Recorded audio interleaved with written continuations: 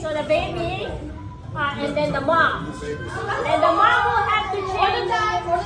So put the diaper first, and then you're gonna feed the baby after. So the baby father has to be with the mom also.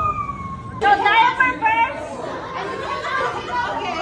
You have to suck it. So wait, you cannot take out the cap and jump in, okay? We're gonna count down. 5, 4, 3, 2, 1, go!